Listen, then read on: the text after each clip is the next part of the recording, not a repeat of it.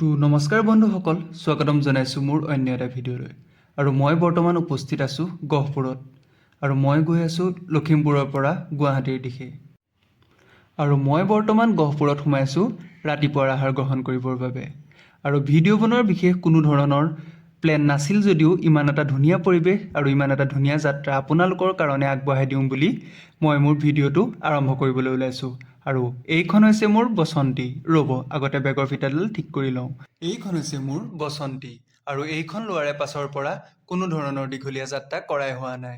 লখিমপুৰৰ পৰা গুৱাহাটীলৈ এই দীঘলীয়া যাত্ৰাটো সেইবাবে আপোনালোকৰ কাৰণে সাঁচি ৰাখোঁ বুলি ভাবিছোঁ।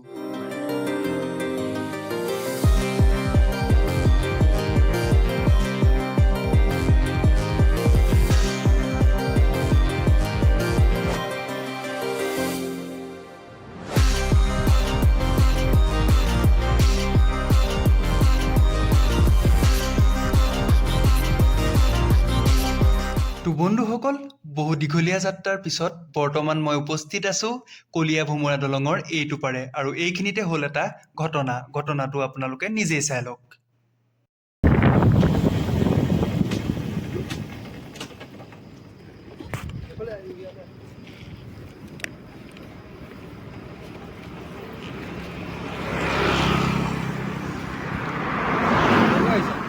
লখিমপুৰৰ পৰা আহিছে। লাইভ চলি আছে নেকি? বন্ধুসকল, বাইকৰ সকলো কাগজ পত্ৰ চোৱাৰ পিছত মোক তেওঁলোকে যাবৰ বাবে ক'লে। আৰু তেওঁলোকে মোক ৰখোৱাৰ কাৰণটো হ'ল দলঙৰ পৰা কিছু দূৰ আগতে মই প্ৰায় 10 মিনিটমানৰ বাবে ৰখিছিলোঁ, আৰু ঠাণ্ডা জেগা দেখি পেলাই অলপমান সময় মই ৰখিলোঁ পানী খাবৰ বাবে। আৰু সেইকাৰণে তেওঁলোকে মোৰ ৰখা দেখি পেলাই মোক ৰখাইছিল।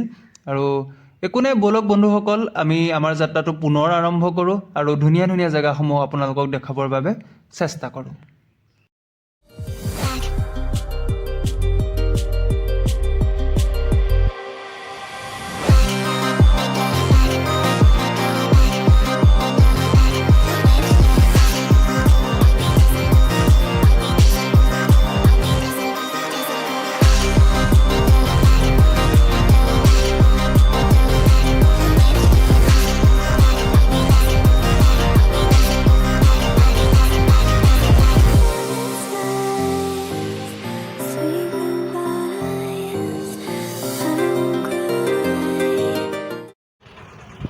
বন্ধুসকল, এটি খুব সুন্দৰ লোকেশ্যনত আমি বৰ্তমান উপস্থিত আছোঁ।